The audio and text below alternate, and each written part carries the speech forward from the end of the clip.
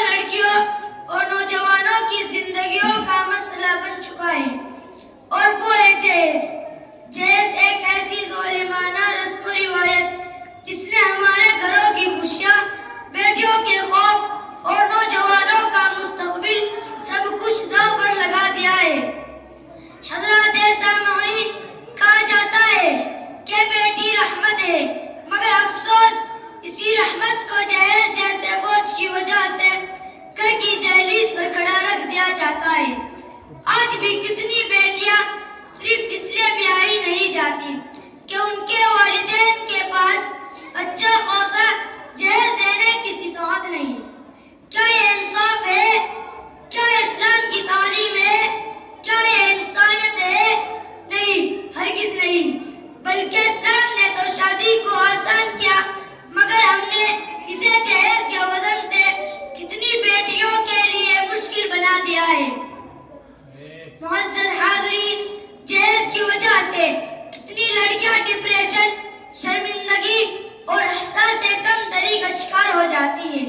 کتنے گھروں میں لڑائی، جھگڑے، تانے اور حتیٰ کہ طلاق تک کی نوبت آ جاتی ہے، اور کبھی کبھی ایک ماں باپ اپنی پوری زندگی کی جمع پونجی صرف ایک دن کی شادی پر لٹا دیتے ہیں، اور پھر قرضوں میں ڈوب کر زندگی گزارنے پر مجبور ہو جاتے ہیں۔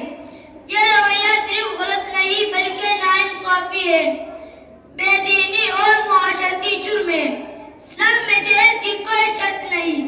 نبی اکرم صلی اللہ علیہ وسلم نے فرمایا، تم میں بہترین وہ ہے جو نکاح کو آسان کر دے۔ تو پھر ہم کون ہوتے ہیں شادی کو مشکل بنانے والے؟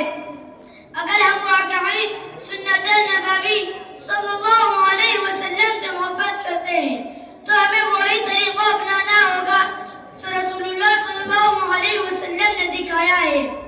میرے عزیز ساتھیوں، وقت آ گیا ہے کہ ہم نوجوان آگے بڑھے اور اپنے معاشرے کو ظالمانہ رسم سے آزاد کریں۔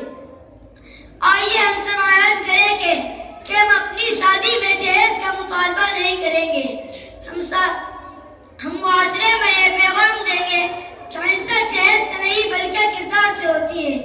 آخر میں صرف اتنا کہنا چاہوں گا کہ جہیز سامان کا نام نہیں بلکہ سوچ کا نام ہے۔ اگر سوچ بدل جائے تو معاشرہ بدل جاتا ہے۔ آئیے ہم سب مل کر جہیز جیسی لعنت کو مٹائے اور اپنی نسلوں کے مستقبل کو سنوارے۔ آمین۔ وما علینا الا البلاغ۔